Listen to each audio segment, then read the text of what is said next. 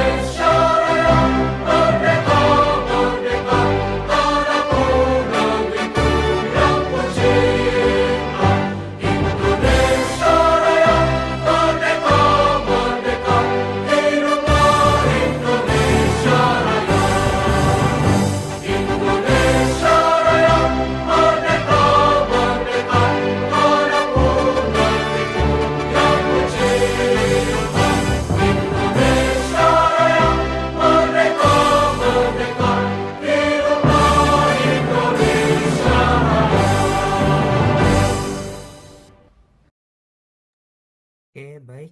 Untuk selanjutnya, yaitu pembacaan doa. Untuk pembacaan doa akan dibacakan oleh Bapak Dr. Eko Sudarmanto. Untuk Bapak Dr. Eko Sudarmanto, saya persilahkan.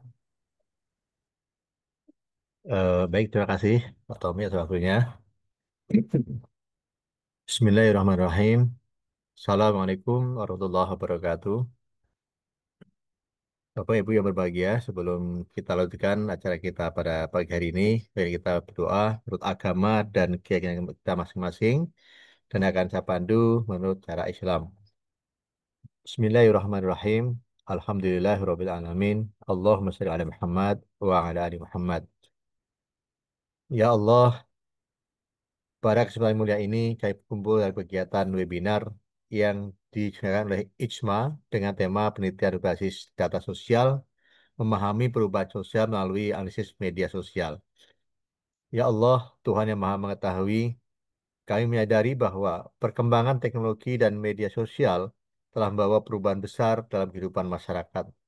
Maka bimbinglah kami agar dapat memanfaatkan ilmu pengetahuan ini dengan sebaik-baiknya, sehingga penelitian basis data sosial yang kami lakukan mampu memberi manfaat yang nyata bagi umat, bangsa, dan kemanusiaan. Ya Allah, bukakanlah pintu hati dan pikiran kami. Terangilah majelis ilmiah ini dengan cahaya ilmu-Mu, Jadikanlah forum ini sarana untuk saling bertukar gagasan, memperluas wawasan, dan melahirkan penelitian-penelitian yang bernilai tinggi, baik secara akademis maupun praktis. Ya Allah yang Maha Bijaksana, jauhkanlah kami dari kesalahan, fitnah, dan penyalahgunaan ilmu. Tumbuhkanlah setiap sikap kritis, jujur, dan amanah dalam setiap analisis yang kami lakukan. Mudahkanlah para pemateri dalam menyampaikan ilmu, serta para peserta dalam menerima dan mengamalkannya. Ya Allah, limpahkanlah rahmat dan berkah-Mu atas para narasumber, pengurus, panitia, dan seluruh keluarga besar Ijma. Jadikanlah mereka insan-insan yang unggul, berakhlak mulia dan istiqomah dalam menyebarkan ilmu pengetahuan yang bermanfaat. Rabbana atina fid dunya hasanah wa fil akhirati hasanah wa qina adzabannar. Walhamdulillahi rabbil alamin. Terima kasih. Assalamualaikum warahmatullahi wabarakatuh. Waalaikumsalam warahmatullahi wabarakatuh. Baik, terima kasih untuk sesi selanjutnya yaitu pembacaan profil Ijma. Untuk panitia yang bertugas, saya persilahkan.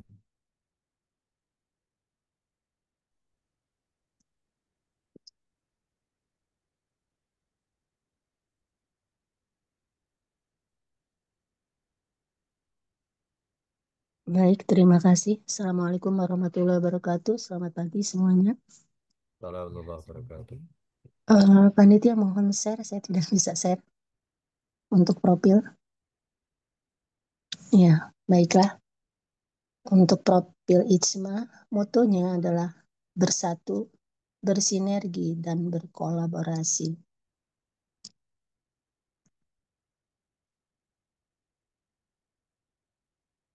Uh, Next. Nah, untuk kegiatan Ijma pun atau pendirian Ijma yaitu dimulai di April 2018 yaitu perbincangan sederhana beberapa dosen muda akuntansi dan dilanjutkan pada bulan Mei 2018 yaitu pembuatan grup WA grup dosen muda akuntansi dan di bulan Maret 2021 ide pendirian organisasi. Selanjutnya di bulan April perekrutan anggota dan DPN serta Dewan Eksekutif IJMA. Di 2021 bulan Juli pun penandatanganan akta notaris. Dan bulan Oktober Ijma dilahirkan di Universitas Tanjung Pura, Pontianak. Tahun 2022 Oktober yang pertama Ijma di Universitas Pancasila, Jakarta. Dan di 2023 bulan Oktober dis Ijma yang kedua di Binus University, Alam Sutra, Tangerang. Di 2024 dis yang ketiga yaitu diadakan di UPN Veteran Yogyakarta. Adapun visi yaitu menjadi organisasi yang mampu mewujudkan organisasi generasi dosen muda profesional dan kompeten di bidang akuntansi untuk mengembangkan ide dan inovasi terkini dalam melaksanakan tridharma perguruan tinggi dan mampu melahirkan bibit unggul sebagai generasi penerus bangsa dalam membangun dan memajukan bangsa Indonesia. Adapun beberapa misinya yaitu memperlengkapi dosen akuntansi dalam pelatihan profesional, dosen dalam melaksanakan tridharma perguruan tinggi yang beriman dan bertakwa kepada Tuhan Yang Maha Esa. Memperlengkapi generasi dosen muda akuntansi dalam kemampuan melakukan riset yang unggul dan terkini. Menyelenggarakan wadah bagi dosen muda akuntansi dalam berkiprah pada kegiatan tridharma perguruan tinggi dan menyelenggarakan pelatihan dan pemberdayaan sumber daya manusia guna meningkatkan kapabilitas dosen akuntansi. 5. Membangun kerjasama dengan berbagai lembaga dan perusahaan baik nasional, internasional untuk memperlengkapi kapabilitas dosen dan melakukan kolaborasi riset. Selanjutnya, memperlengkapi dosen akuntansi untuk mampu mengembangkan karir, menyelenggarakan kegiatan pengabdian masyarakat sebagai wadah dalam mengabdikan ilmu kepada masyarakat dan menyelenggarakan wadah dalam melahirkan bibit unggul sebagai generasi penerus bangsa. Banyak program kerja, yaitu diantaranya adalah webinar, teori dalam penelitian kualitatif, ataupun webinar dalam academic writing for scientific writing, dan paradigma riset kualitatif. Adapun banyak ya Bapak Ibu. Nah, selain itu ada pembedah buku, kolaborasi riset antar anggota ICMA, dan kelas pendampingan dan mentoring. Selanjutnya, adapun struktur pengurus ISMA dari periode 2025 sampai 2027, yaitu Ketua Umum Bapak Raples dan Wakil Ketua Bapak Yanuar Nugroho, Sekretaris Ananta, dan Sekretaris Eksekutif Pak Agustino, Sekretaris 1 Bunga Maharani, Sekretaris 2, Sekretaris 3 Bendahara dan Wakil Bendahara. Ya Bapak Ibu bisa dilihat. Sedangkan untuk struktur staf ahli dan staf khusus yaitu diketuai oleh Ibu Ika Swasti Putri dan anggotanya ya dari staf khusus ketua umum ataupun yang lainnya ya Bapak Ibu bisa dilihat. Sedangkan untuk struktur kepala departemen adalah Ibu Risa dan beberapa tim yang lain ya Bapak Ibu, ada Bu Erlina, Bu Rahma Maulidia, Denari, Ayu Puspita ataupun yang lainnya. Ada juga struktur ketua tim kerja ISMA yaitu periode 2025 sampai 2007, ada Bu Lucy, Dr. Lucy, Melani, dan yang lainnya ya Bapak Ibu. Prof. Nurmala juga ada.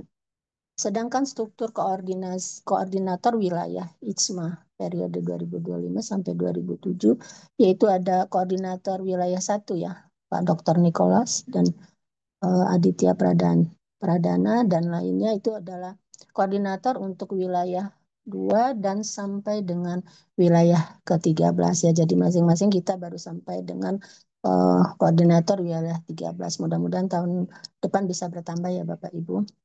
Selanjutnya, nah jika ingin mendaftar segera gabung bisa menghubungi Bu Dwirani Pauzi Lestari atau melalui link kita ya, bit.ly daftar ISMA ataupun yang lainnya, dengan biaya per tahun adalah Rp200.000 per tahun. Baik, itu saja Bapak Ibu profil dari ISMA. Saya akhiri. Assalamualaikum warahmatullahi wabarakatuh. Waalaikumsalam warahmatullahi wabarakatuh. Baik, terima kasih atas pemaparan dari profil IJMA. Untuk selanjutnya adalah pemaparan atau sesi sambutan dari Ketua Umum IJMA, yaitu Bapak Raffles Ginting, SEMAK. Untuk Bapak Raffles Ginting, kami persilahkan.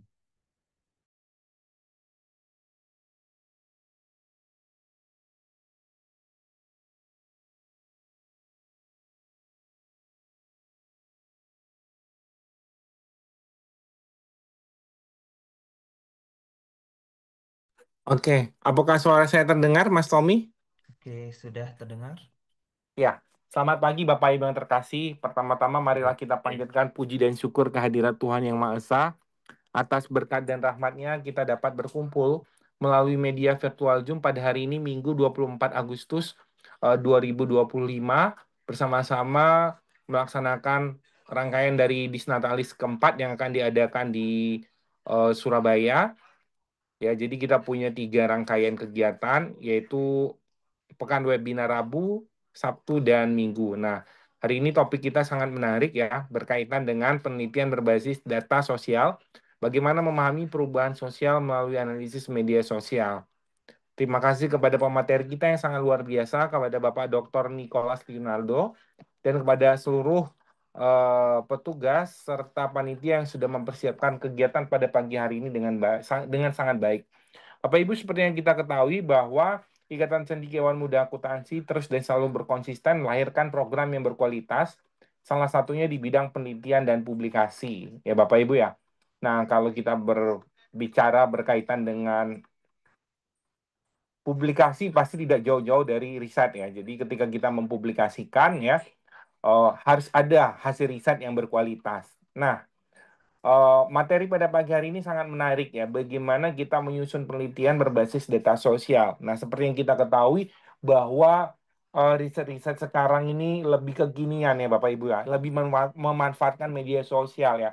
seperti etnografi ya. Kita bisa mengkaji penelitian-penelitian menggunakan Twitter, menggunakan Instagram, ya Facebook ya, atau mungkin bisa menggunakan aplikasi WA ya dan sebagainya. Nah, pada hari ini akan dibahas bagaimana eh, ya desain penelitiannya ya, termasuk juga metode pengumpulan datanya. Jadi narasumber kita akan membahas bagaimana penelitian berbasis data sosial. Nah, harapannya setelah kegiatan pada pagi hari ini Bapak Ibu dapat memahami bagaimana desain riset dalam penelitian berbasis data sosial dan memahami perubahan sosial melalui analisis media sosial.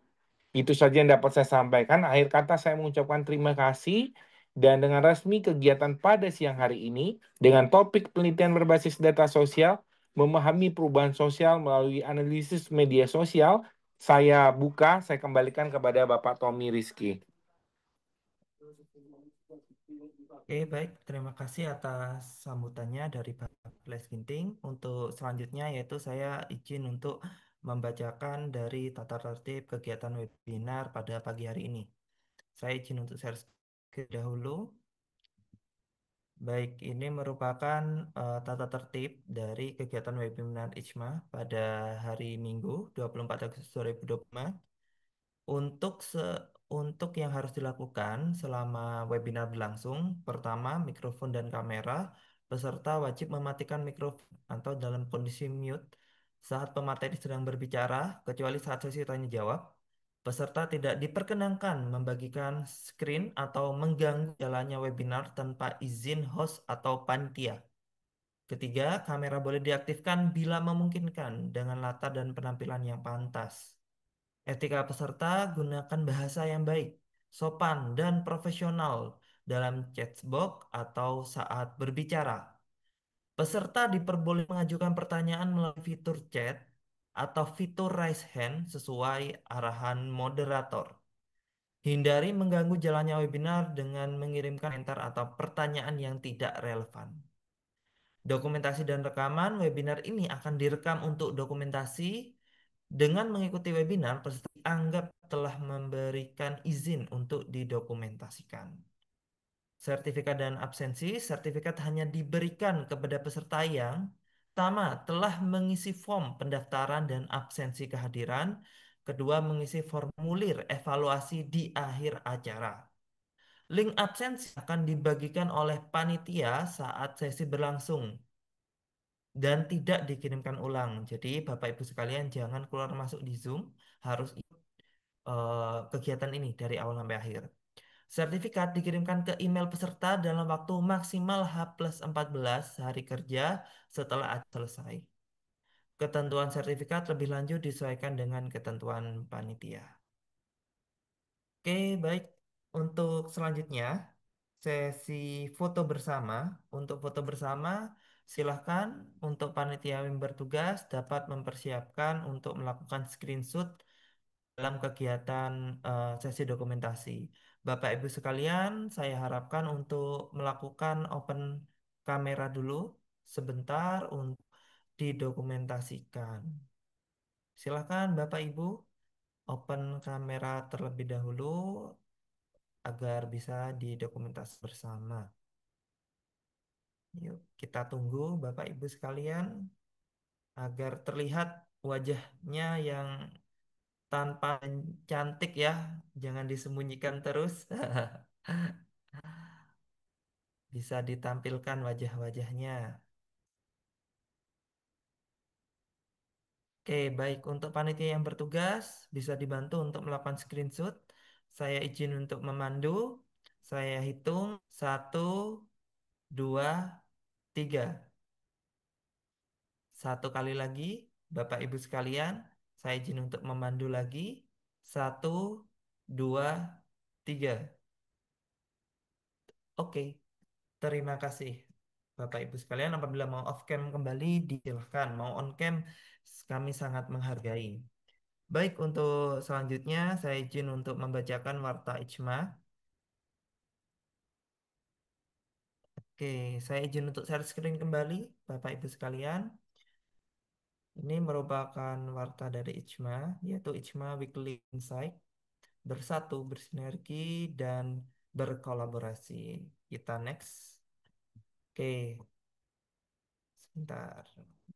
Saya mengucapkan terima kasih kepada narasumber yang telah memberikan sharing ilmunya hari ini, panitia yang sudah mempersiapkan kegiatan webinar hari ini, dan peserta yang berpartisipasi dalam webinar hari ini.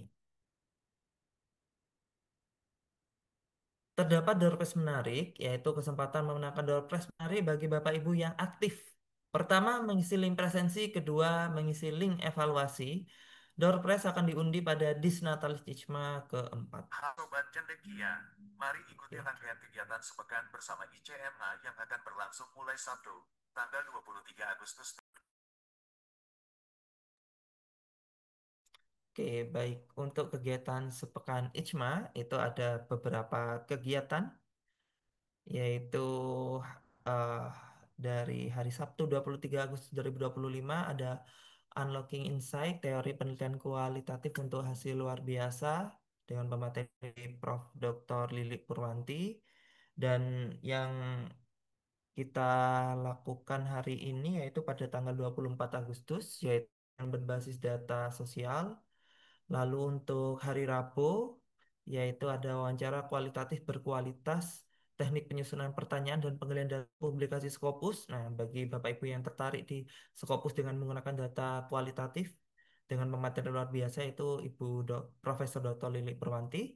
Sabtu 30 Agustus, yaitu dari kata ke makna, teknik analisis coding untuk data kualitatif dengan pemateri Ibu Mirna. Lalu pada hari Jumat dan Sabtu ada Integrative Insight into Digital Innovation, Ethical Governance, and Intersectionality in Advancing Authentic Sustainability Reporting from Regulatory Compliance to Corporate Consciousness. Pematerinya ada banyak sekali. Jadi Bapak Ibu bisa untuk join dalam kegiatan-kegiatan IJMA ke depannya. 2025 hingga Sabtu, tanggal 30 Agustus Oke, tahun baik. Ini 2025. kegiatan-kegiatan Ikut kita. jadwal lengkapnya. Oke. Sekian pemaparan dari sesi Warta Ijma.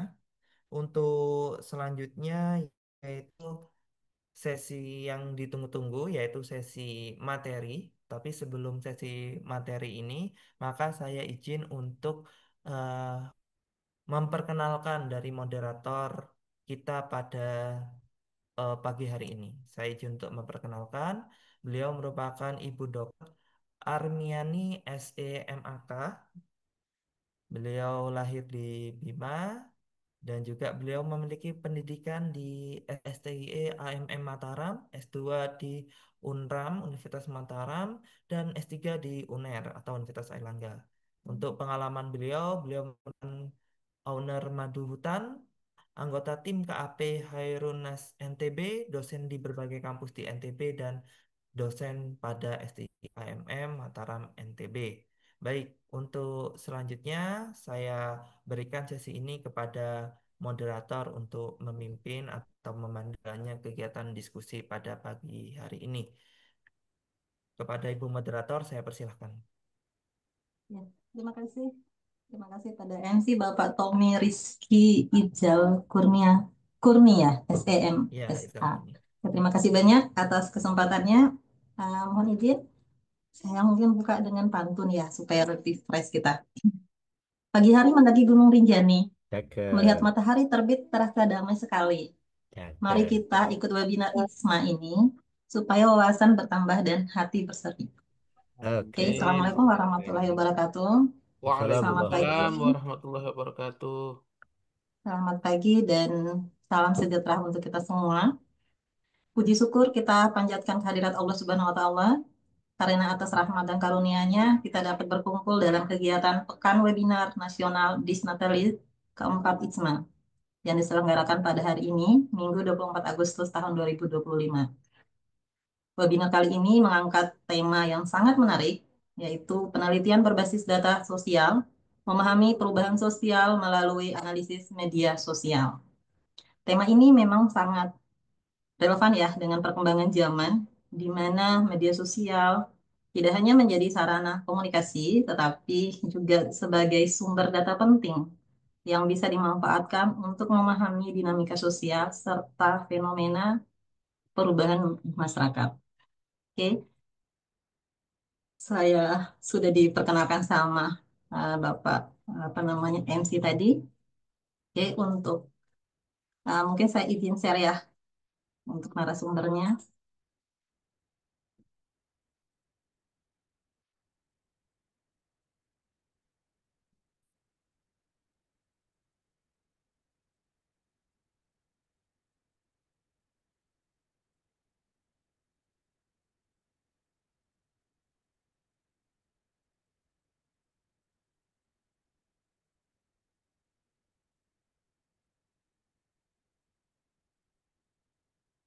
Sudah kelihatan?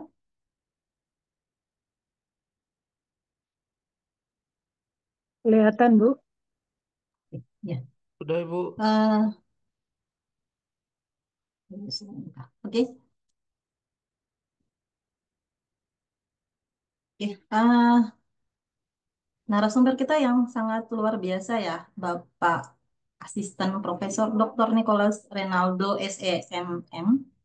Beliau lahir di Pekanbaru 9 Agustus 1995 dan saat ini berprofesi sebagai dosen akuntansi di Institusi Bisnis dan Teknologi Pelita Indonesia dengan jabatan Akademik Lektor 300 atau 3C.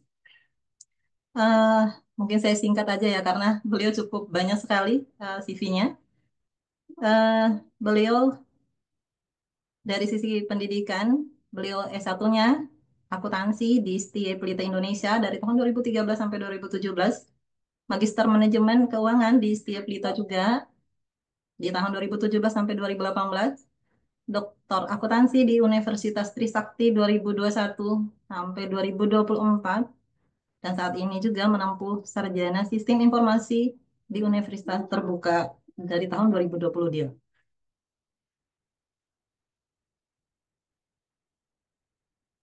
Oke, dalam dunia akademik dan profesional beliau sangat aktif sekali ya.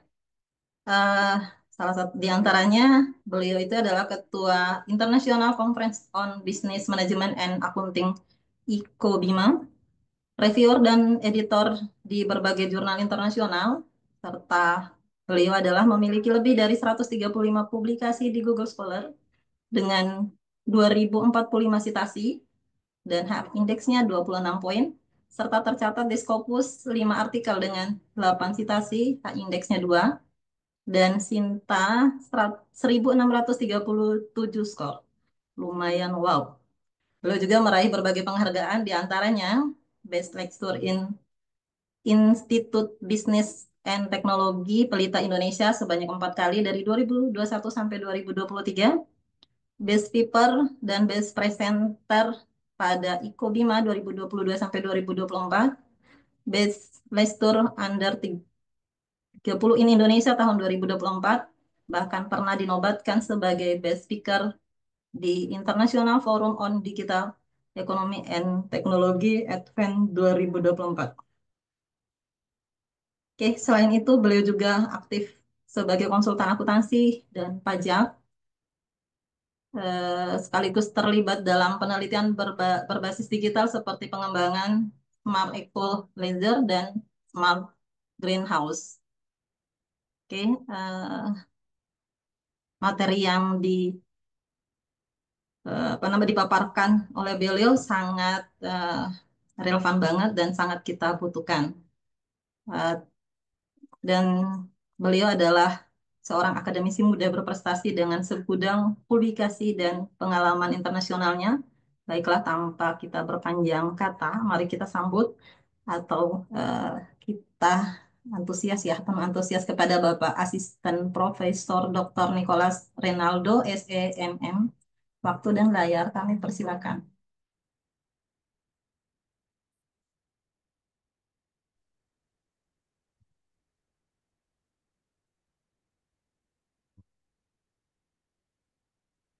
Kepada beliau, Pak Dr. Niko.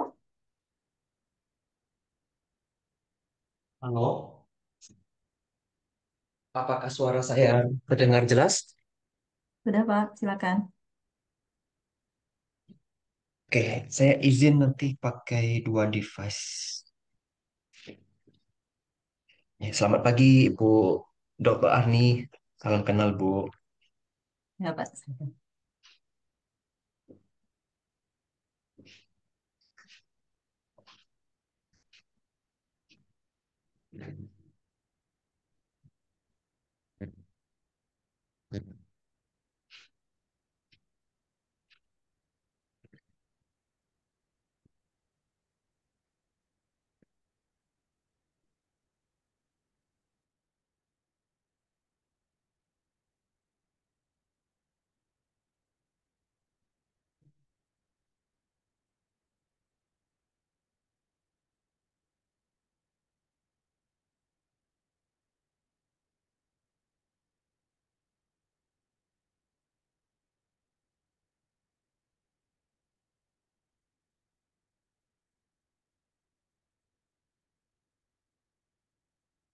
Flat saya sudah terlihat, Bu.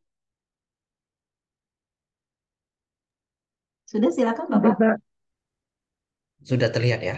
Oke.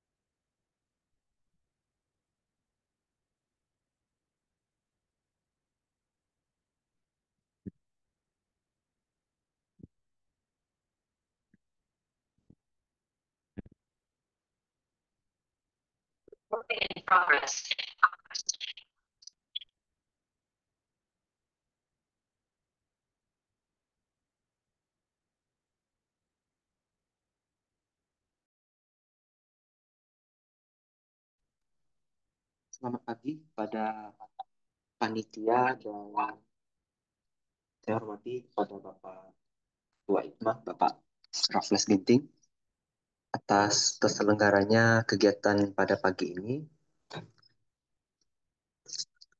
Izin saya akan memaparkan materi tentang penelitian berbasis data sosial, memahami perubahan sosial melalui analisis media sosial yang akan dibawakan pada ISMA pada hari ini.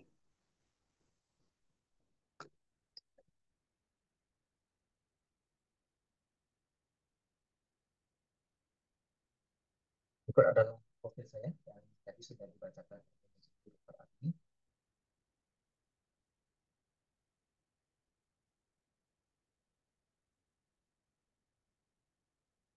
Ya, kita masuk di bagian pendahuluan.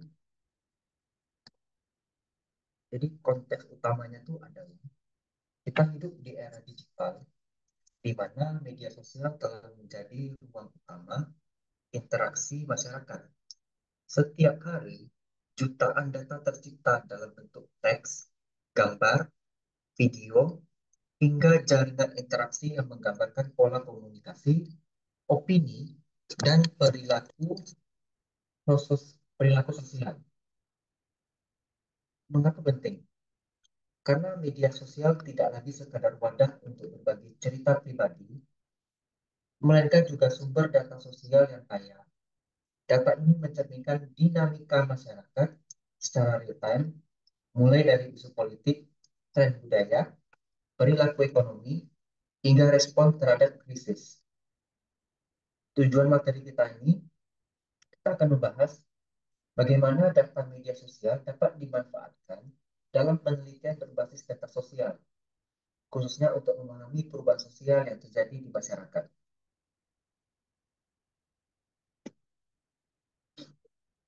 Konsep dasar penelitian berbasis data sosial. Kita pertama mengacu pada definisinya terlebih dahulu.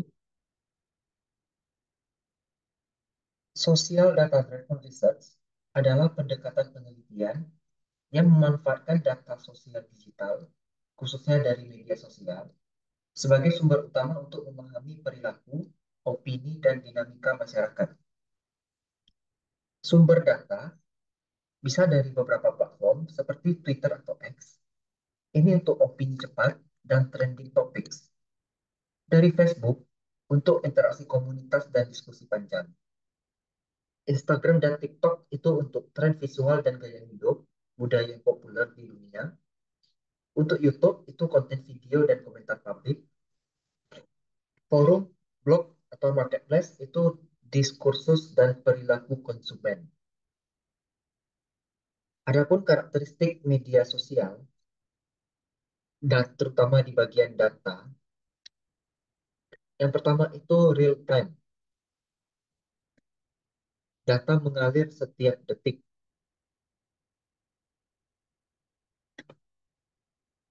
Kemudian big data, volumenya besar, jutaan posting per tahun. Yang ketiga unstructured, berupa teks, gambar, video, emoji, hashtag. Yang keempat user generated, itu berasal langsung dari pengalaman dan ekspresi masyarakat.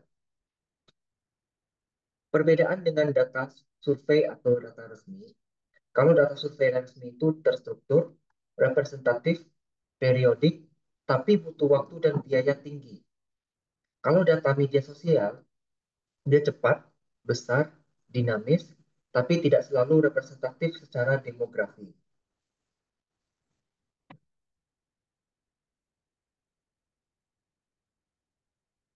Analisis media sosial sebagai metode penelitian sosial. Yang pertama kita lihat adalah jenis data yang bisa dieksplorasi. Kalau data berupa teks, kita bisa mengambil dari tweet, caption Instagram, komentar YouTube, dan posting status. Berupa gambar atau video, itu budaya digital, budaya visual, tren gaya hidup, simbol digital, atau visual culture. Kalau dari jaringan, itu interaksi antar pengguna, follower following, hashtag, dan mention. Kalau dari metadata, kita ambil dari waktu posting, lokasi, jumlah like, share, dan engagement, Bapak Ibu. Yang kedua, kita melihatnya dari pendekatan penelitian. Ini seperti penelitian kita juga umumnya ya, di akuntansi. Kalau di kuantitatif, kita pakai text mining, kita ekstraksi kata atau tema penting. Sekarang text mining tidak perlu lagi secara manual. Kita sudah ada alat, itu pakai artificial intelligence. Kemudian sentimen analisis, kita analisis opini positif, negatif, dan netral. Ini juga sudah bisa dibantu AI. Yang ketiga, trend detection, pola percakapan dan isu yang viral. Yang kedua, kita pakai kualitatif, ada etnografi digital. Etnografi di ruang digital ini mempelajari komunitas online.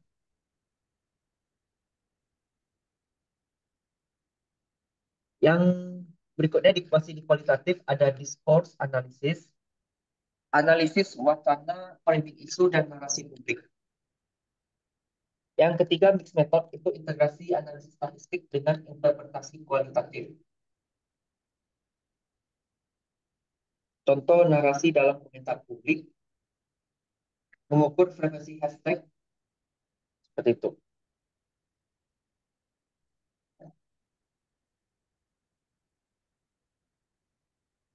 Halo, apa suara saya masih terdengar jelas? Agak gelombang sih, Pak. Oke. Kemudian teknik analisis media sosial. Yang pertama kita text mining dan natural language processing atau NLP. Kita mengolah teks dari postingan, komentar, dan caption. Digunakan untuk analisis opini publik, sentimen analisis untuk yang positif, negatif, ataupun netral, dan identifikasi topik populer atau topik modeling. Yang kedua, kita pakai social network analysis. Ini mempelajari hubungan antar akun, hashtag, atau komunitas online. Bermanfaat untuk memetakan pola interaksi, menemukan influencer atau aktor sentral, dan mengidentifikasi kelompok atau komunitas digital. Yang ketiga, image atau video analysis. Ini pakai computer vision. Kita analisis konten visual, foto, dan video. Contoh aplikasinya, tren visual budaya populer, simbol atau icon yang sering muncul, dan analisis ekspresi wajah dalam video atau emosi. Yang ketiga, trend dan predictive analytics. Ini melihat pola perubahan sosial secara temporal. Contoh penerapan prediksi isu sosial yang akan naik, analisis siklus viralitas konten, dan mengidentifikasi long-term social shift atau perubahan budaya, gaya hidup, dan opini publik. Aplikasi dalam penelitian ini untuk memahami perubahan sosial.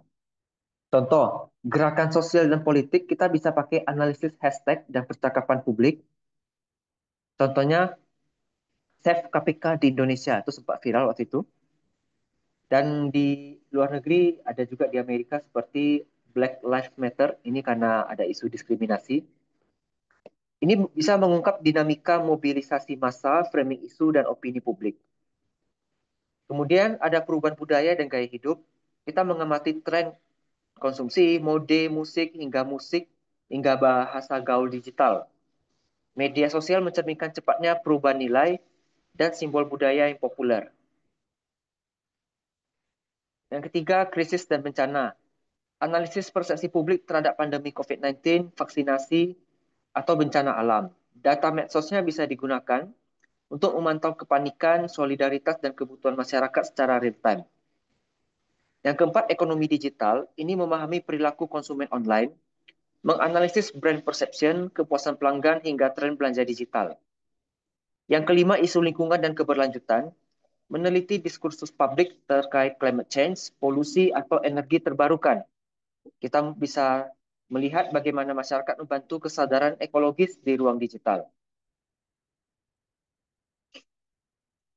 Nah, penelitian media sosial meskipun terlihat sangat keren, rupanya ada tantangan dan etika juga. Yang pertama dari sisi validitas dan representasi data. Tidak semua kelompok sosial aktif di medsos. Data bisa bias ke kelompok tertentu, misalnya generasi muda dan urban, dan perlu hati-hati saat menarik kesimpulan untuk keseluruhan populasi. Yang kedua, bias algoritmik. Algoritma medsos menentukan apa yang terlihat, fitur bubble dan echo chamber. Data yang diteliti bisa mencerminkan bias platform, bukan kondisi sosial yang sebenarnya. Terkait privasi dan etika, ini ada isu data scraping tanpa izin, karena datanya umum, siapa saja bisa ambil. Penting menjaga konsen, anonimisasi, anonim ya, dan kerahasiaan identitas pengguna, harus mematuhi etika digital, etika penelitian, dan aturan hukum, seperti Undang-Undang ITE, GDPR. Yang terakhir, over interpretasi tren media sosial. Tidak semua isu yang viral mencerminkan realitas sosial yang luas. Hati-hati dalam melakukan generalisasi dari tren digital ke masyarakat secara keseluruhan. Prospek dan masa depan penelitian berbasis data sosial. Yang pertama ada integrasi AI dan machine learning. Dari sini sudah nampak trennya. Jelas kalau dengan AI ini bantu otomatisasi analisis data dalam skala besar. Dengan machine learning kita bisa mengenali pola, sentimen, bahkan prediksi perubahan sosial. Ini sentimen analytics ya. Contohnya AI ini bisa nanti deteksi hoax atau analisis dinamika opini publik. Kemudian analisis lintas platform, ini tidak hanya fokus pada satu media, bisa menggabungkan data dari Twitter, Instagram, TikTok, YouTube, kemudian memberikan gambaran yang lebih komprehensif dan triangulatif. Berikutnya real-time policy making, ini data sosial bisa digunakan untuk pengambilan keputusan cepat oleh pemerintah, perusahaan, atau organisasi. Contoh memantau persepsi publik terhadap kebijakan baru, respon cepat terhadap krisis atau bencana. Yang keempat, kolaborasi multidisiplin. Kita perlu ilmu sosiologi di sini ya, untuk memahami perilaku dan perubahan sosial, ilmu komunikasi untuk analisis wacana dan media, data science, teknik analisis big data, akuntansi sosial dan ekonomi ini untuk dampak pada bisnis, konsumsi, dan nilai sosial. Kalau kita semakin rutin multidisiplin, nanti bisa memperkaya perspektif kita dan meningkatkan validasi dari hasil penelitian. Kesimpulan kita, kalau medsos ini sebagai cermin perubahan sosial, merefleksikan dinamika, opini, dan tren sosial yang terus berkembang. Data sosial ini sebagai sumber pengetahuan baru. Kalau data dari medsos memperkaya analisis akademik, riset sosial, dan mendukung pembuatan kebijakan berbasis bukti. Kemudian bisa ada keseimbangan antara teknologi dan etika. Pemanfaatan teknologi analisis data harus diimbangi dengan kesadaran etika, privasi, dan representasi, agar hasil penelitian tetap valid dan bertanggung jawab. Sekian pemaparan materi dari saya. Mohon maaf apabila terdapat kekurangan. Saya kembalikan kepada Ibu Dr. Arni. Iya, terima kasih banyak atas pemaparannya, Pak Nicholas. Oke, dari rekan-rekan ada yang ingin didiskusikan? Cukup bagus ya, artinya ini benar-benar kita eh, butuhkan terkait dengan bagaimana sih caranya kita mengumpulkan data, menganalisis, tadi juga udah dijelasin kualitatif, kuantitatif maupun ke mix method ya. Oke, untuk rekan-rekan di sini ada yang mau didiskusikan? Boleh lewat chat ataupun raise hand ya. Silakan. Oke, sebelum ini kita masih nunggu, Pak. Saya mungkin ajukan pertanyaan supaya mungkin rekan-rekan ada ini ya, mungkin terbuka apa yang ah, kita mengumpulkan data secara di sosial media itu kan ada etikanya juga kan terkait dengan isu-isu yang tersebar. Boleh dikasih contoh nggak ke kami eh, cara kita mengumpulkan atau gimana sih trik-trik supaya memang data itu cukup bagus, valid gitu, dan memang cukup lagi in banget untuk kita melakukan penelitian. Itu seperti apa, Pak?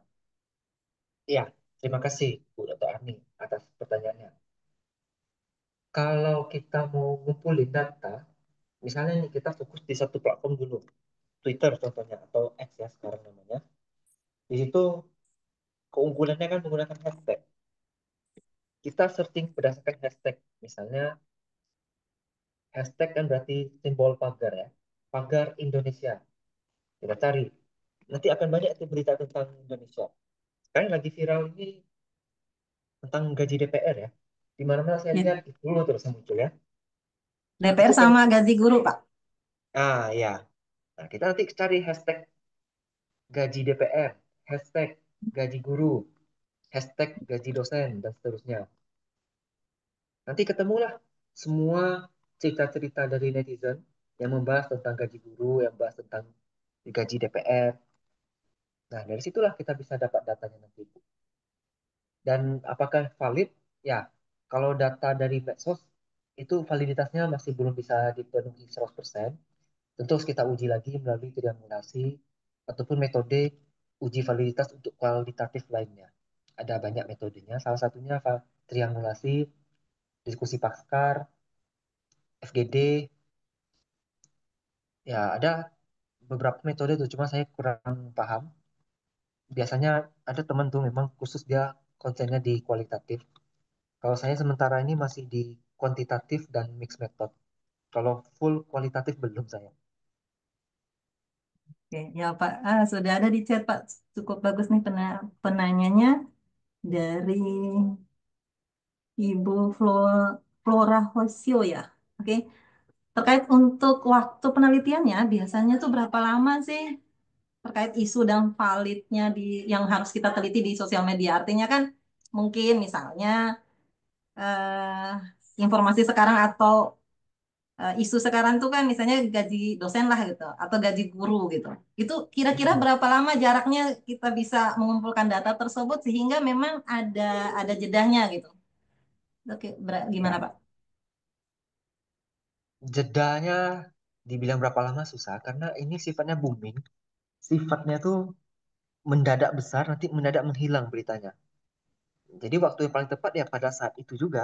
Pada saat kita tahu berita, langsung aja kita buka medsos yang mau kita teliti. Paling lambat malam harinya. Itu udah paling lambat itu. Supaya bisa kita kumpulkan data sejak pertama kali booming sampai jam 12 malam nanti. Itu boleh dikatakan data yang paling-paling berguna, paling valid lah kalau secara kualitatif. Karena memang langsung dari referensi yang paling awal. Karena kalau kita nunggu besok, nunggu lusa, nunggu sampai 1 minggu, itu sudah banyak tercampur opini publik. Dan publik ini biasanya ada orang yang menggiring opini. Ada yang menggiring ke opini positif, ada yang ke opini negatif, ada juga yang menggiring ke opini yang netral.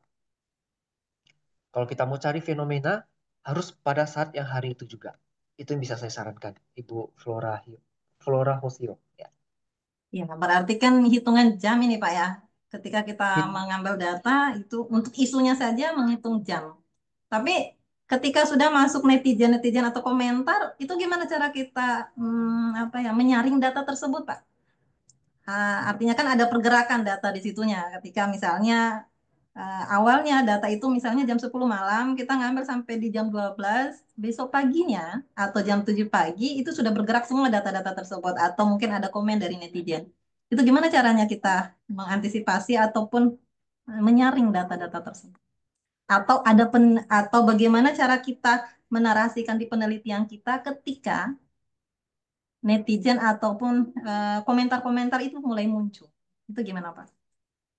Ya, kalau untuk ini mengantisipasi mungkin tidak bisa ya, karena itu kan sudah di luar kuasa kita juga. Kalau untuk menyaring itu masih bisa. Itulah gunanya kita menggunakan analisis sentimen. Nanti bisa dibantu dengan AI. Kemudian kita pakai juga mesin learning. Itu kan bisa kita training dulu datanya. Ini adalah contoh opini negatif. Kita kasih kalimat-kalimat yang sifatnya negatif. Kasih juga contoh yang kalimatnya positif. Seperti saya sangat mendukung, saya sangat mentolerir, dan segala macam. Kasih juga contoh yang berupa kalimat netral. Biarkan mesin learning pelajari dulu, nanti terapkan ke dalam AI. AI itu yang akan bantu kita analisis. Itu yang memfilter mana data yang benar dan mana data yang tidak benar. Seperti itu, Bu. Iya, iya, iya. Oke, rekan-rekan mungkin ada yang mau ditanyakan lagi? Boleh raise hand. Ini cukup bagus ya karena banyak isu yang sekarang apalagi lagi hot banget terkait dengan gaji guru dan dosen. Dan satu sisi gaji DPR-nya naik, gaji guru dan dosen menjadi beban ya. Walaupun sudah dikonfirmasi bahwa itu datanya hoax gitu. Tapi mungkin dari pandangan kita itu bisa menjadi apa namanya ya isu penelitian atau menjadi motivasi untuk kita kenapa seperti itu gitu. Nah, mungkin dari rekan-rekan ada yang mau bertanya atau ada yang mau sharing terkait dengan data sosial media untuk kita melakukan penelitian. Silakan Bapak Ibu,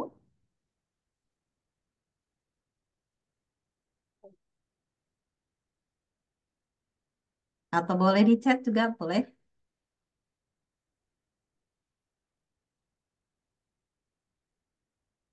Oke, saya kembali lagi kalau gitu.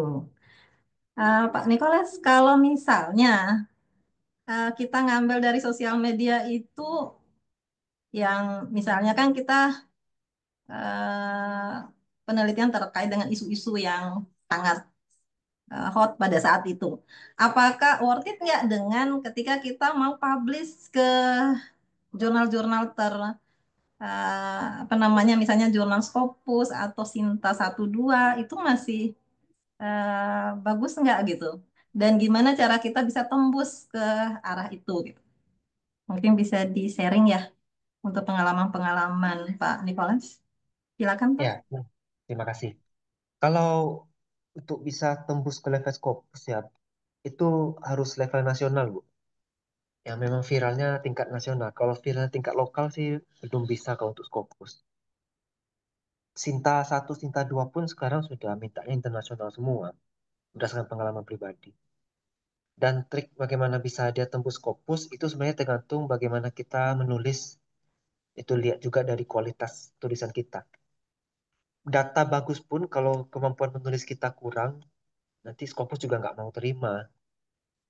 Jadi komplit lah kalau Scopus ini, Bu. Itu yang bisa saya sarankan. Iya. Berarti kita kembali lagi ya, sebagus apapun isu, ataupun judul yang kita tulis, tapi cara kita menulisnya masih kurang, ya mungkin tidak bisa tembus ke Scopus, ataupun mungkin bisa tembus tapi di level atau di yang posisi di bawah ya, bukan yang Q1 atau Q2. Oke, saya tawarin kembali kepada peserta. Silakan, ada yang mau bertanya? Masih banyak waktu kita, sekitar 30 menit ke depan.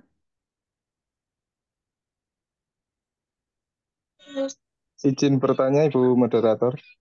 Ya, silakan Bapak. Iya, Pak Nikolas, bertemu lagi Pak. Saya Sandy, Pak. Oh ya, Cindy.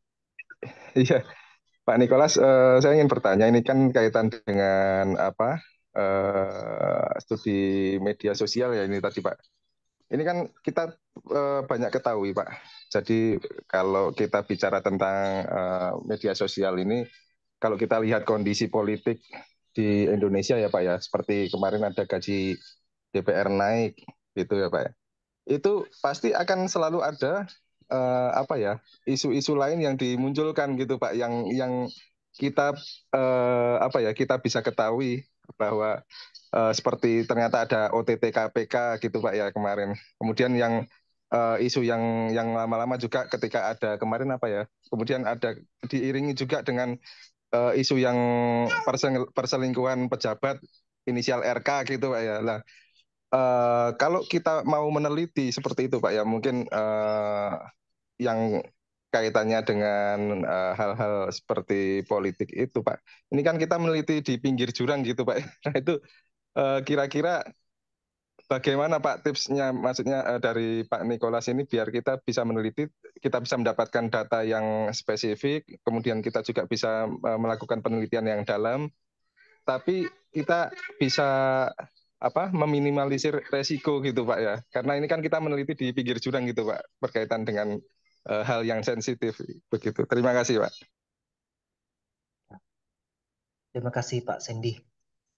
Saya sulit juga jawab seperti itu karena pertama dari sisi penelitian medsos ini memang saya juga baru belajar. Jadi belum bisa banyak yang saya ceritakan di sini. Terus kalau untuk menghindari risiko, ya tetap kita setelah mengumpulkan data, kita filter, kita seleksi lagi. Terus kita lakukan diskusi pakar dengan orang-orang yang memang pakar di bidangnya. Itu untuk menjaga validitas dan reliabilitas dari penelitian kita ini. Ya, saya belum bisa berkata banyak Pak Sandy, soalnya memang baru ini juga ya bagi saya. Mohon maaf Pak Sandy. Oh, iya, iya Pak Nikolas. Nanti tapi kita bisa kontakkan mungkin Pak. Barangkali apa itu ada yang mungkin saya kan suka meneliti yang hal-hal yang anomali gitu. Ya, ya. Jadi kebetulan juga tesis saya waktu S2 di itu saya ngambil kebocoran anggaran gitu Pak. Nah, ini juga istilahnya Oh, hal-hal yang anomali ini saya sering tergelitik. Cuma saya juga kadang-kadang ada ketakutan tersendiri karena itu hal-hal yang sensitif begitu. ya, ya. Siap Pak. Baik. Boleh. Iya, terima kasih Pak. Ya, terima kasih Pak Sandy. Di chat Pak, ada dari Pak Tommy. Pak Nikolas, Ya. sedikit bertanya, apakah ada contoh dari jurnal yang bagus dan masuk ke Q1 atau Q3 untuk penelitian berbasis media sosial di bidang akuntansi atau audit? Kalau ada mungkin bisa di-sharing, Pak. Ini kita harus cari dulu ini Bu. Izin, berikan saya waktu Kira-kira sebentar. keywordnya apa nih gitu. Iya, izin ya, berikan saya waktu sebentar, saya searching dulu. Oke, silakan Bapak. Mungkin Bapak Ibu yang lain mungkin disiapin ya pertanyaan-pertanyaannya. Kapan lagi kita bisa bertanya ini, karena memang lagi apa namanya, isunya lebih bagus ya untuk sosial media ini. Dan mungkin kalau kita hanya membaca saja atau membaca buku saja belum dapat ide gitu. Nah, mungkin di sini kita bisa memunculkan ide terkait dengan kita bisa baca, bisa mendengar ataupun melihat dari sosial media untuk kita memotivasi ya.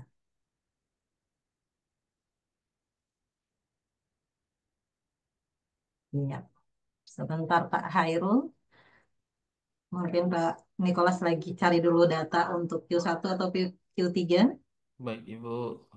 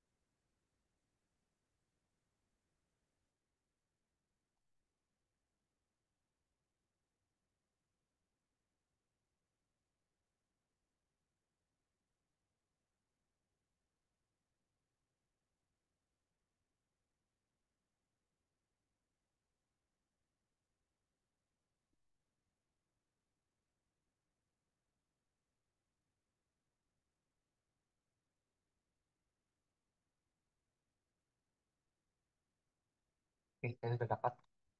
Saya siap ya.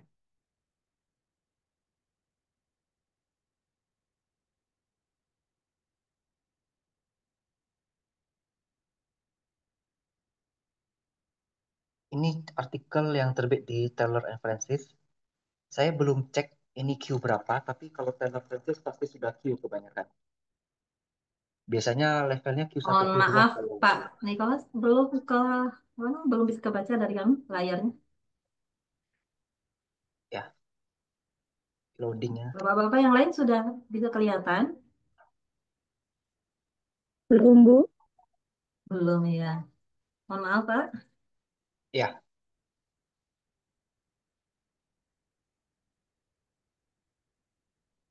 Iya, sudah, Pak.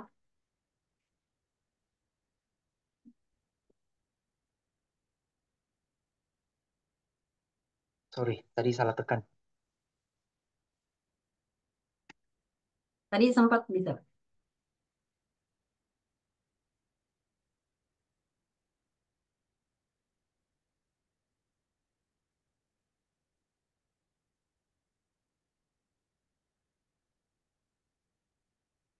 Dah, ini judulnya Accounting Narratives and Impression Management on Social Media. Kalau kita baca dari abstrak, dia ingin melihat pengungkapan laba dari perusahaan FTSE 100 di Twitter. Nah, di sini kajiannya tentang defensive and assertive impression management strategies. Dia pakai sosial media, metodologinya dia nggak sebutkan pula di abstrak ya.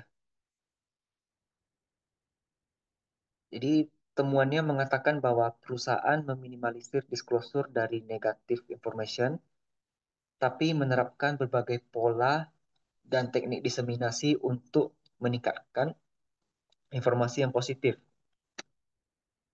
Ya, kalau memang kita cerita tentang perusahaan yang listing di bursa ya, memang harus banyak keterbukaan informasi, jadi dia menggiring opini ini sepertinya, supaya informasinya itu selalu yang sifatnya positif. Nah, jadi kesimpulannya di yang paling terakhir itu ya, we conclude that firms yang mempresentasikan diri mereka dalam sosial media secara oportunistik membentuk konstruk positif untuk publik. Ya, jadi contoh di akunting ada dan memang sudah masuk di level Scopus juga sudah ada terbukti ya. Seperti ini contohnya Pak Tommy tadi ya.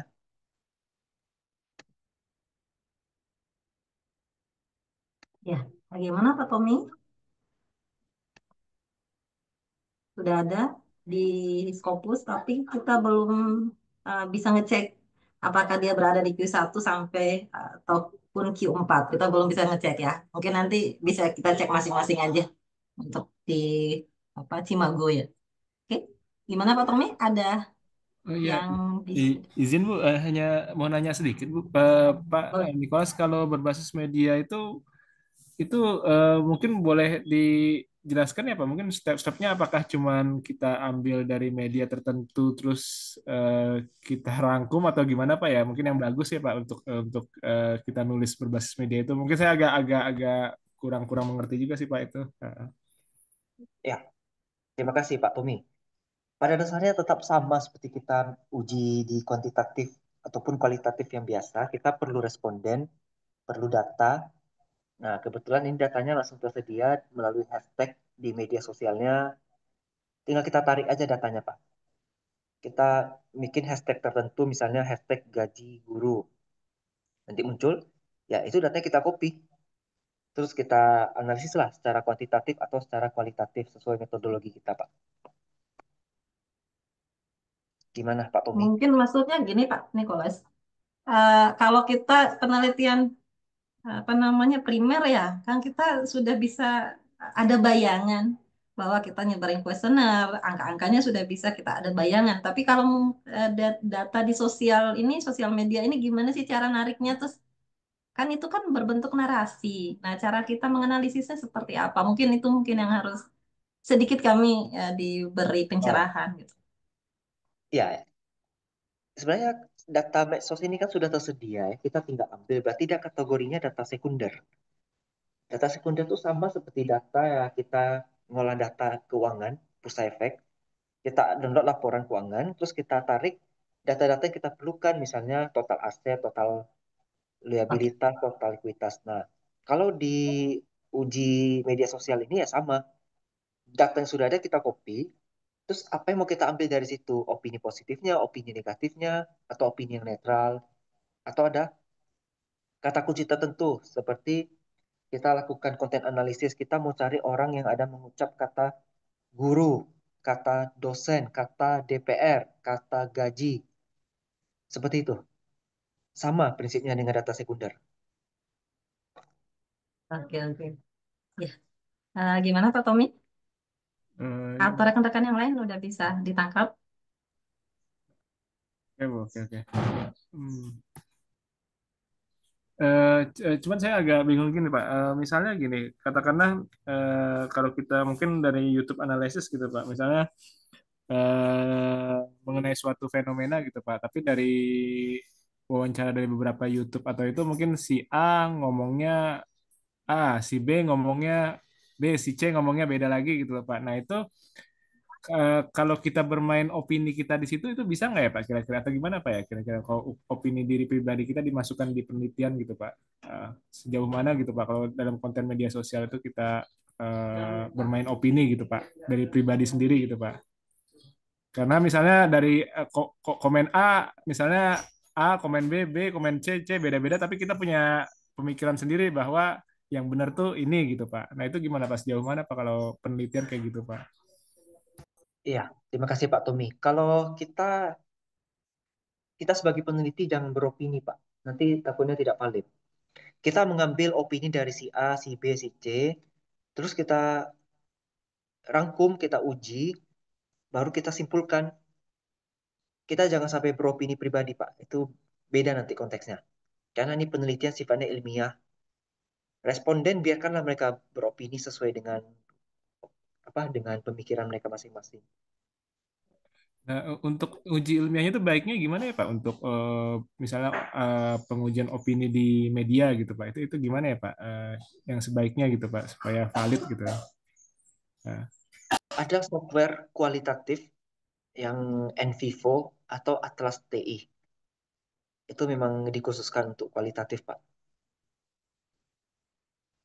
Jadi bisa pakai itu nanti, Pak, untuk uji kalau validitas. tanpa software apa bisa ya Pak? Misalnya kayak semacam kayak kita merangkum sesuatu dan mempertajam sesuatu itu atau menggali sesuatu itu bisa nggak ya Pak? Kira-kira kalau secara ilmiahnya Pak ya?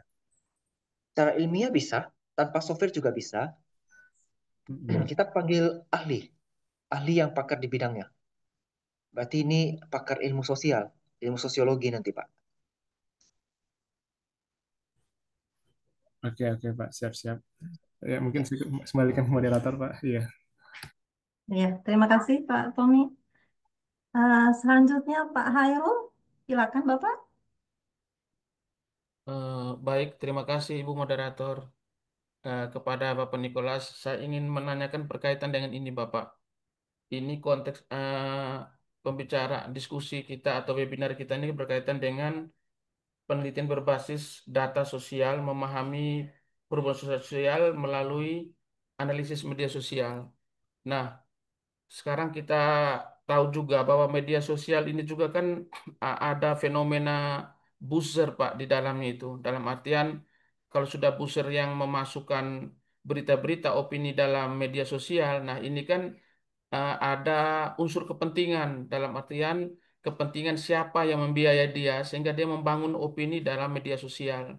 Nah, ini bagaimana kita sebagai peneliti di akademis itu eh, mem- mem- mengambil data sehingga supaya akademis Pak, jangan apa oleh opini-opini buzzer seperti itu Pak. Nah, salah satu contoh juga selain buzzer Pak, ada juga yang sekarang sudah menggunakan AI dalam artian suara apa kan sudah di media sosial sudah menggunakan AI. Salah satu contoh kemarin kalau saya perhatikan di media sosial itu yang lagi viral berkaitan dengan pernyataan Menteri Sri Mulyani berkaitan guru itu beban negara. Nah, ini setelah saya pahami, Bapak, maksudnya setelah saya melihat fenomena ini, ini apakah benar seorang menteri mengucapkan demikian? Itu saya coba mencari beberapa referensi, ternyata ada yang mengatakan bahwa itu eh, suara yang diciptakan oleh AI, Bapak. Sedangkan video aslinya yang ada di YouTube itu tidak bicarakan seperti itu. Nah, tapi AI menciptakan sehingga kita lihat di media sosial Facebook khususnya itu, rame menghujat Menteri Sri Mulyani, menganggap bahwa menteri tidak ini pada guru. Padahal itu, nah ini yang maksudnya kita ini sebagai akademisi nih Pak, ketika mengambil media sosial sebagai apa basis untuk melakukan penelitian ini seperti apa Bapak dalam menyikapinya Bapak? Seperti itu. Terima kasih Bapak, itu pertanyaan saya sedikit. Mohon ya, arahan. ya. Terima kasih Pak Khairul. Pertama, untuk unsur buzzer, bukan cuma buzzer saja ya, ada bot juga di situ. Biasanya kita pakai deteksi pola aktivitas. Akun buzzer biasanya ciri-cirinya tuh postingannya masif dalam waktu singkat. Kayak ada bandar lah. Sifat kontennya tuh repetitif, ngulang-ngulang terus. Kemudian engagementnya tidak natural. Dalam 1 menit yang nge-like bisa langsung jutaan orang. Itu pasti sekelompok buzzer itu juga yang melakukan.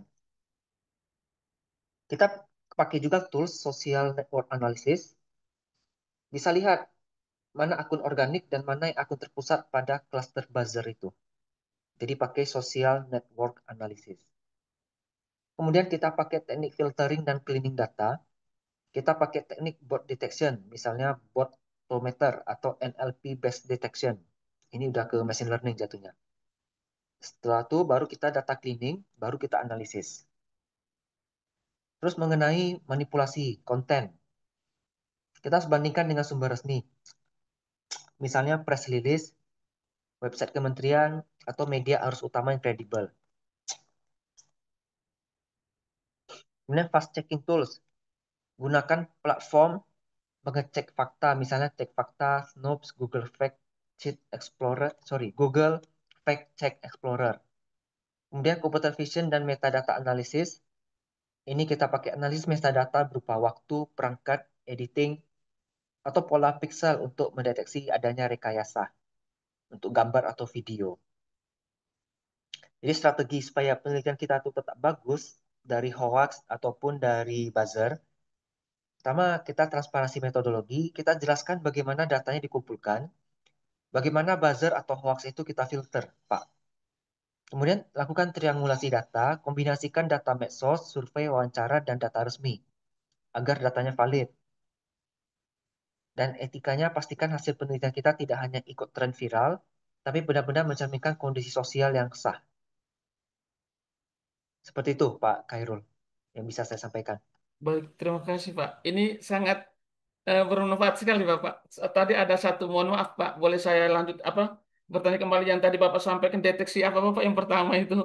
Saya mau Deteksi pola aktivitas, pola aktivitas Pak ya. ya, kita pakai social network analysis.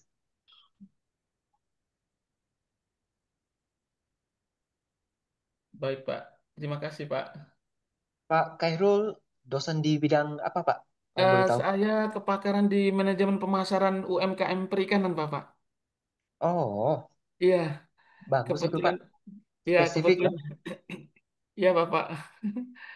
Khususnya di situ, kepakarannya di situ saya. Mm-mm.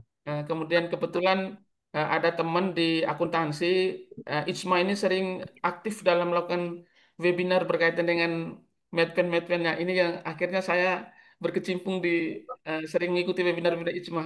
Terima kasih Iya, banget, ya. luar biasa Ijma ini. Boleh, Pak, boleh. Terima kasih banyak. Mungkin Ya, ada dari bapak-bapak yang lain? Bapak Ibu yang lain silakan. Hah? RW 4. RW-nya RW 4. Pak Abdul Hamid. Pak Abdul Hamid silakan. Salah Pak, salah Pak. Benar. Heeh.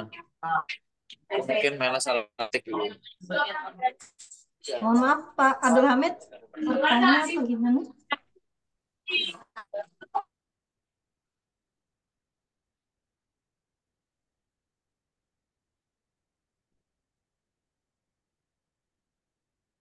Oke, silakan. Mungkin Bapak Ibu yang lain ada yang mau didiskusikan.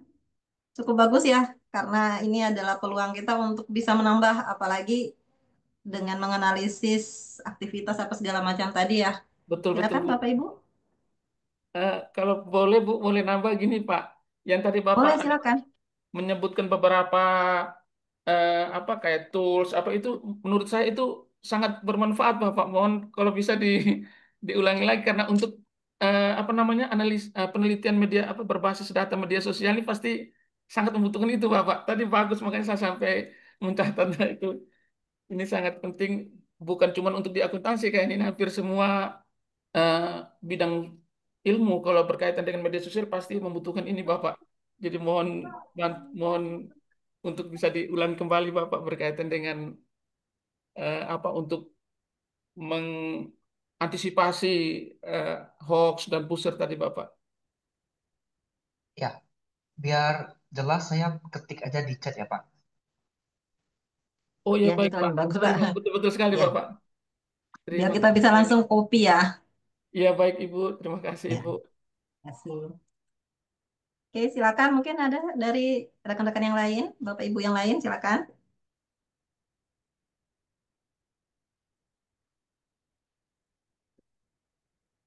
Saya ada share juga materi, ada di chat ya, PPT saya. Ya, sudah ada di chat. Silakan mungkin Bapak Ibu Baik bisa Ibu, langsung Pak, ngambil copy sudah. aja ya. Kalau Ya, kita sudah tutup kan pasti akan hilang ini nih. terima kasih banyak Ibu Bapak. Iya, terima kasih juga Pak. Oke, mungkin ada dari Bapak Ibu yang lain? Silakan. Kita masih ada waktu 10 menit untuk kita berdiskusi. Banyak sekali ya yang lagi viral dan kita mungkin bisa mengkaitkan dengan akuntansi ataupun manajemen.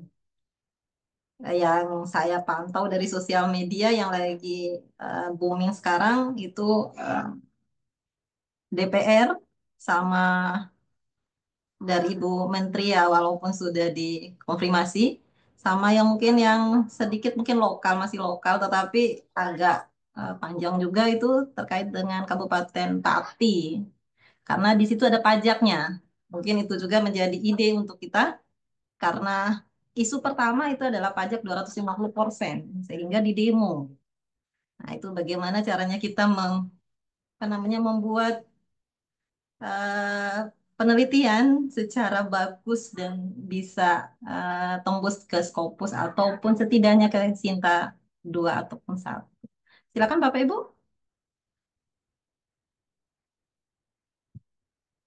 Masih ada 10 menit.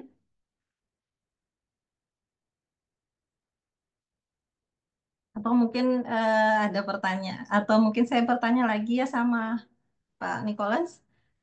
Selama beberapa tahun terakhir mungkin ya, Pak Nicholas sudah berapa banyak sih jurnal yang terkait dengan pengambilan data di sosial media ini?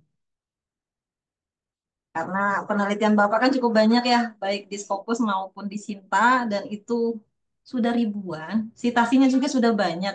Boleh kami di-share nggak berapa, bukan di-share ya, di-sharing. Sudah berapa banyak sih penelitian yang terkait ini? Gitu.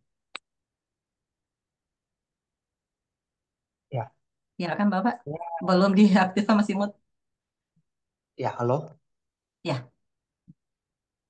Saya nggak ingat pasti sih berapa yang berkaitan dengan media sosial. Saya pun harus cek lagi.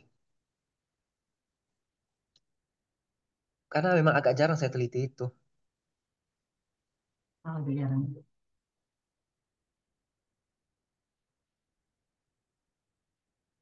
Tapi mungkin gini, untuk mendapatkan ide itu kan kita banyak ya. Artinya kan kita ini semua nonton tuh di sosial media, semua lihat. Gitu. Terus untuk memunculkan ide itu seperti apa Pak? Apa harus berhayal dulu kah atau berapakah gitu?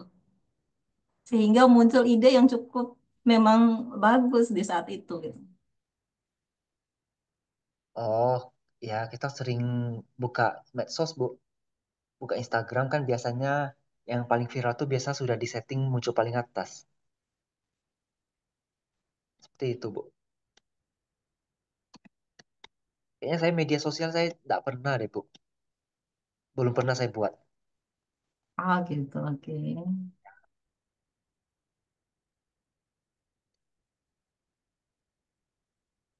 Tapi menarik lah, ke depannya mungkin akan saya buat juga satu. Iya. Oke. Mungkin setelah webinar ini mungkin ada yang kolaborasi atau ada Ya, boleh. ide-ide yang cukup bagus. Apalagi dari Pak Hairul tadi dari NTT Pak ya. Iya betul sekali Iya itu NTT. dari NTT, dari Apalagi Universitas di bidang Muhammadiyah Al-Fahmi. perikanan. Iya betul. Cukup bagus bagian timur kan. Kita harus lihat nih bagian timur seperti apa isunya. Bukan hanya di bagian barat aja yang isu-isu yang muncul. Oke, Betul. silakan Bapak Ibu yang lain. Ada yang mau didiskusikan lagi atau ada yang mau masih penasaran nih seperti apa untuk mengambil data ataupun cara apa namanya mengolah hasilnya seperti apa? Silakan. Ada lagi yang raise hand? Sorry mau nanya sedikit lagi Pak. Halo.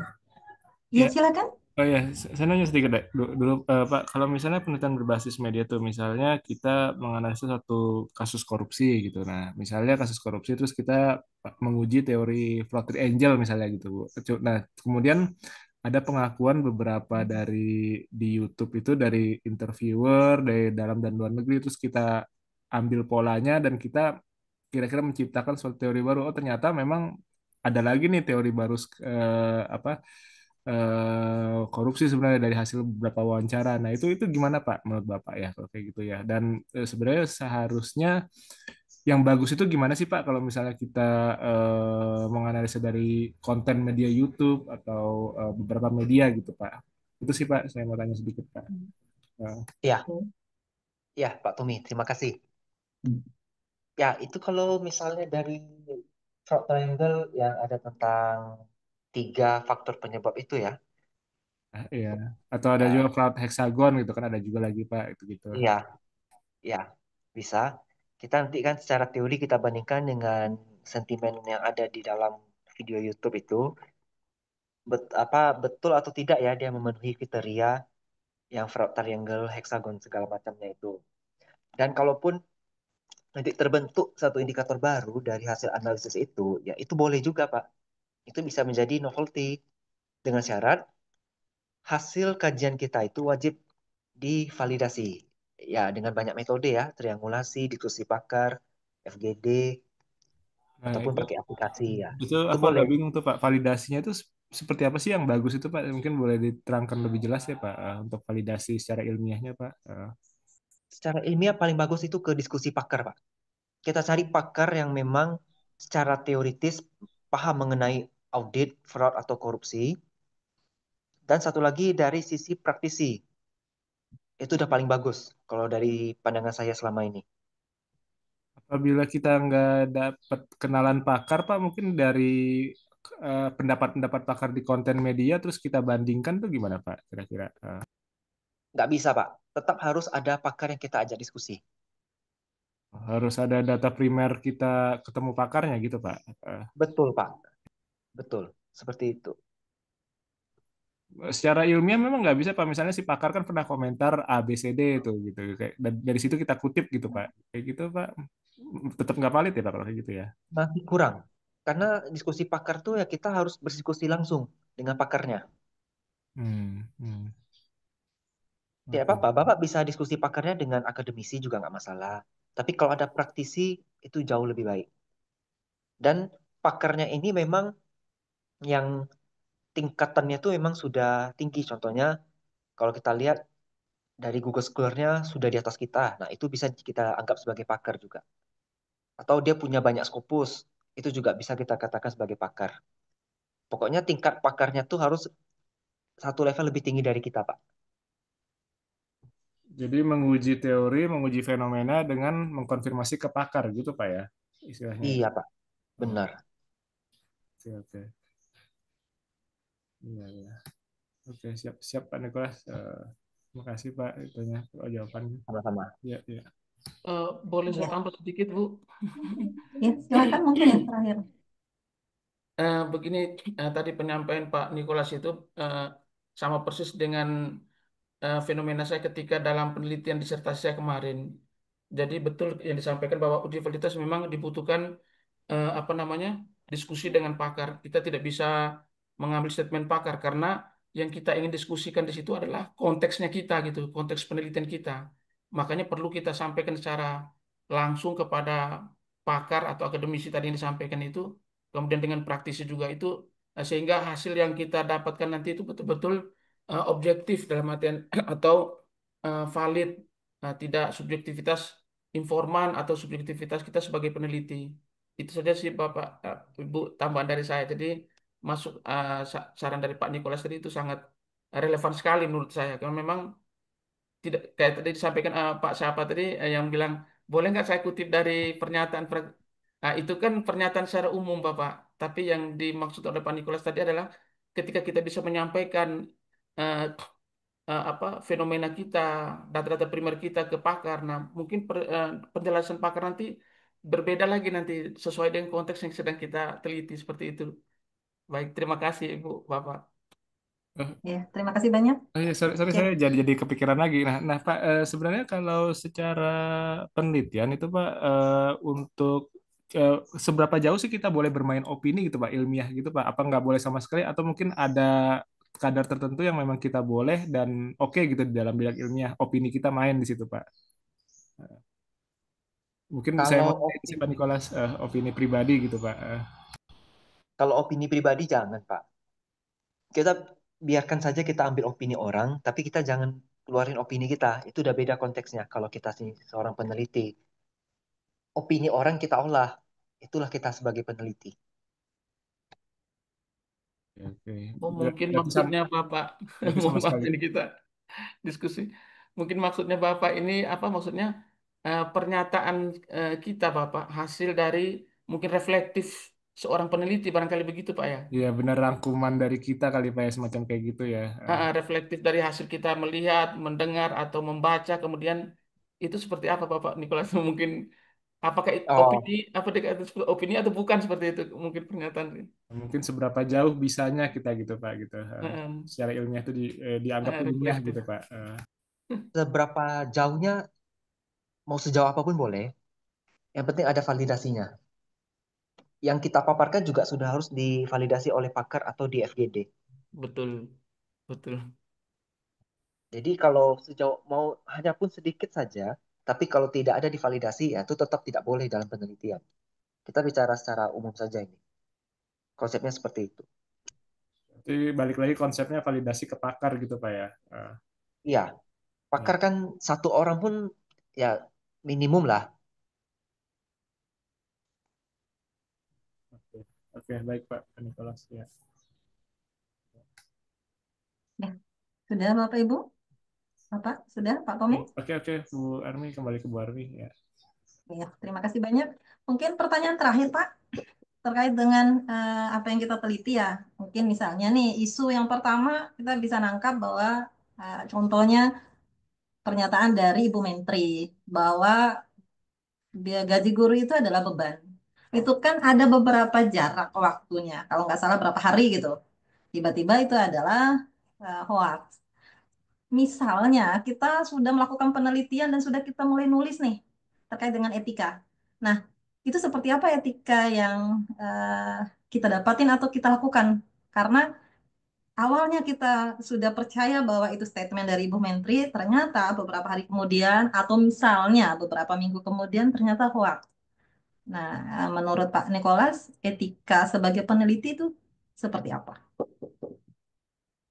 Ya, kalau kasus seperti itu, kita kan biasanya ada periode penelitian, Bu.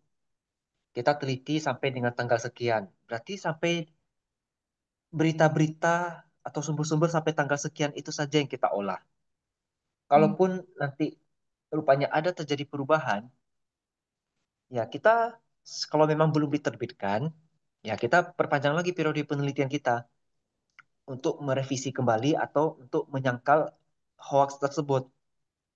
Tapi kalau sudah terlanjur terbit, ya berarti harus jaga-jaga. Nanti malah dibilang fitnah kan atau hoax. Makanya ditetapkan batas periode tanggal penelitiannya itu, Bu. Nah, jadi untuk masalah etikanya, ya kan kita bagaimanapun kita kan tidak tahu itu hoax atau bukan. Kita cek kebenaran dan akurasinya juga terlebih dahulu. Nah, kemudian kalau dia memang hoax, kita bikin catatan dalam laporan penelitian. Yang kedua, kita transparansi dari metodologi, sumber data, periode pengambilan waktunya ya, metode validasi, dan jangan sampai menyesatkan.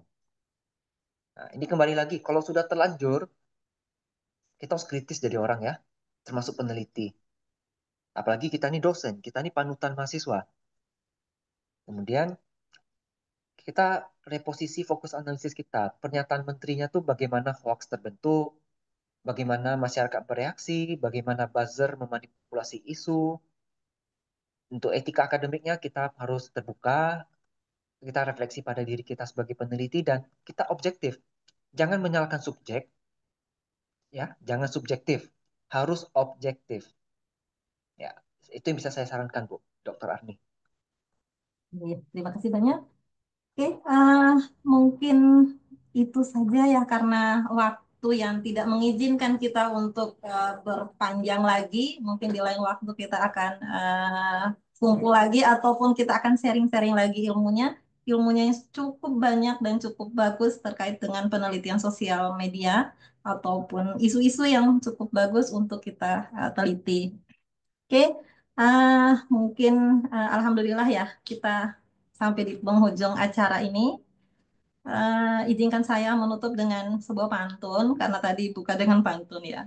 Gunung Rinjani menjulang tinggi, tempat Nah, pendakian menguji nyali.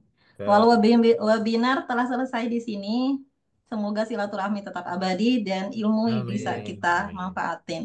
Oke, Amin. mungkin atas nama panitia, saya mengucapkan terima kasih yang sebesar-besarnya kepada narasumber kita, Asisten Profesor Dr. Nicholas Renaldo, SEMM, yang telah berbagi ilmu dan inspirasinya. Terima kasih juga kepada seluruh peserta yang telah hadir dan aktif mengikuti kegiatan awal sampai akhir dari webinar tersebut. Semoga apa yang kita dapatkan hari ini bermanfaat, menambah wawasan, serta Amin. menjadi amal jariah bagi kita semua. Sampai jumpa di kegiatan berikutnya. Saya tutup wabillahi taufiq hidayah. Wassalamualaikum warahmatullahi wabarakatuh. Dan saya kembali ke Waalaikumsalam warahmatullahi wabarakatuh. Terima saya kembali kasih. ke Terima MC kasih, Ibu. Pak Tommy Rizky. Terima kasih banyak. Terima kasih atas pemaparan materinya dan juga atas moderatornya dari Ibu Dr. Armi dan juga dari Bapak Dr. Nicholas. Sangat luar biasa memberikan inspirasi kita di saat riset-riset yang lain sudah penuh dengan kejenuhan. Biasanya ya ini ada riset dengan metode yang menarik untuk bisa digali lagi lebih mendalam. Baik, saya di sini sebagai perwakilan dari panitia juga seperti Bu Armi tadi mengucapkan permohonan maaf apabila ada kesalahan yang kami perbuat baik sengaja maupun tidak dan juga kami harapkan kepada Bapak Ibu sekalian untuk mengikuti lagi kegiatan-kegiatan kita seperti yang saya informasikan di Warta Ijma tadi bahwa kita masih ada banyak sekali kegiatan-kegiatan seminar. Jadi bisa ikuti dan harapan kami juga bagi yang belum bergabung silakan bisa bergabung juga kepada Ijma. Untuk selanjutnya jangan lupa sebelum keluar dari Zoom silahkan bisa diisi link presensi terlebih dahulu, link evaluasi serta link pendaftaran Ijma kalau berminat untuk bergabung ke Ijma. Lebih amannya bisa di-copy dulu biar nanti tidak hilang linknya ketika Zoom ini akan ditutup sehingga nanti masih bisa diisi untuk link presensi serta link evaluasi. Baik, itu saja dari kita sebagai tim Tia untuk kegiatan seminar pada pagi hari ini. Sekali lagi saya ucapkan terima kasih kepada semua pihak. Saya izin untuk menutup kegiatan seminar pada pagi hari ini. Assalamualaikum warahmatullahi wabarakatuh. Selamat pagi Bapak Ibu sekalian. Waalaikumsalam Waalaikumsalam warahmatullahi wabarakatuh. warahmatullahi Selamat pagi. wabarakatuh. Terima kasih, Ijma. Luar biasa, Ijma.